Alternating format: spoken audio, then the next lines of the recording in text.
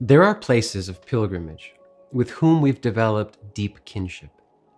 These mountains, lakes, or sacred sites greet us each time we visit, as our relatives or ancestors would, embracing us. I've been blessed to commune with Machu Picchu and other sacred temples for my ancestors many times. And in this video, I'll show you how you can have similar relationships. Namaskar, Divine Seekers. Native Americans have long understood the concept of interdependence that we talked about in secret number 2. The awareness of this vital principle is reflected in the Indigenous concept of kinship alliances. Dr. Betty Bastian, a Blackfoot scholar, mentions in her book, Blackfoot Ways of Knowing. She talks about interdependence by saying that human beings exist only in relation to their relatives. An individual cannot exist without a network of kinship alliances. These kinship alliances can also be termed kinship ecologies or nested ecologies. Here, I'm going to go over several different types of different examples of kinship ecologies. So one example is your family, your ancestors, your descendants, your blood relatives. Another example is your community, your friends, your neighbors. Now, another type of kinship alliance are natural settings, like land, like the mountains, like rivers or a forest. One of my favorite examples of somebody who honored a kinship ecology in the form of a natural setting was Henry David Thoreau. Remember his book, Walden, on Life in the Woods? In that book, Thoreau has an incredible relationship with the lake. The book is basically an ode to the lake.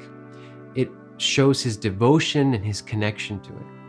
I'm a Quechua native, and in my lineage, we believe that we have a benefactor Apu, or mountain spirit, that receives us at birth and guides us spiritually throughout our lives.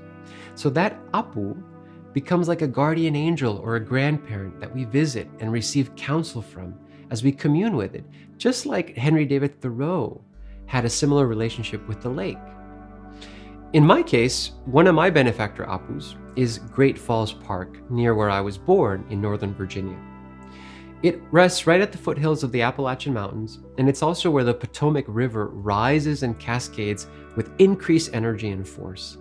I love Great Falls. I visit there regularly, and I take my friends there for healing, for ceremony, for spiritual gatherings. I try to be in service to the park, and the park totally nourishes me each time I'm cradled in its vibration. Now, another type of kinship alliance are your teachers, your mentors, your elders. India is a really good example of this. They have a wonderful culture of affection between guru and disciple. The guru is not just a teacher. The guru is sometimes considered a representation of Brahma, the supreme consciousness on earth. We are truly blessed whenever we find a good teacher in life, especially a powerful spiritual guru. Another type of kinship ecology are the 4 cardinal directions. North, south, east, west. Those remain constant worldwide. Some native traditions like the Anishinaabe, they honor 7 directions, including above, below, and inward or centered. Aligning with the different directions offers a total sense of calmness and allows your prayers and your energy to flow all around. Now, another type of kinship ecology are the more than human beings like rocks, plants, and animals that you might be connected to. Animals have long been an important kinship alliance to Native Americans. Let's take, for example, the bison, the buffalo. There were once tens of millions of buffalo roaming and grazing across North America. Those wild buffaloes, they lived side by side with Native peoples for thousands of years. And upon the arrival of Europeans, in the span of 1 century, they orchestrated the genocide of these sacred creatures, reducing them to less than 1,000 by 1885. And for Native peoples, this was devastating because the buffalo provided sustenance in the form of meat, hides for clothing and shelter, bones for tools, and sinew for bindings, ensuring the survival and well-being of the community. But their connection to the buffalo wasn't solely about utilizing them for resources. It represented a sacred relationship, a profound understanding of coexistence.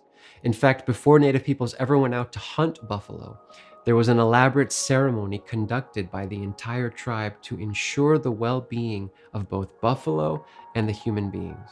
Another one are the celestial bodies, like Father Sun, Inti Taita in Quechua, or Mother Moon, Mamakilla in Quechua. Another example of a kinship alliance is with the Cosmic Mother, the Cosmic Father, Pachamama, Pachataita. In Sanskrit, there is Parma Purusha, Parma Prakriti.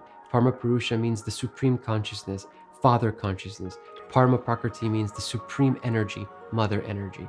So we can also have deep kinship ties with, Brahma or Pacha in the form of those two, of that sacred duality, okay, of consciousness and energy, of seeing it as mother and father. Now, kinship ecologies can be different for everybody. You get to choose what kinship alliances are important to you, perhaps depending on the value of your culture, the values of your culture, or your lineage, or your own individual feelings. When you regularly connect with and honor and give thanks to your kinship alliances, you feel whole and no longer disconnected or abandoned or alone. Understanding this knowledge is vital, but you also need practices to bring these things out of your head and into your daily life. What are some practices that you do for keeping yourself grounded? Do they also help you honor profound kinships that are important to you? Click on this video right over there to learn a powerful ritual that can take your understanding of kinship alliances to the next level. Click right over there right now, and I'll show you a powerful ritual. I'll show you exactly what I mean. Namaskar.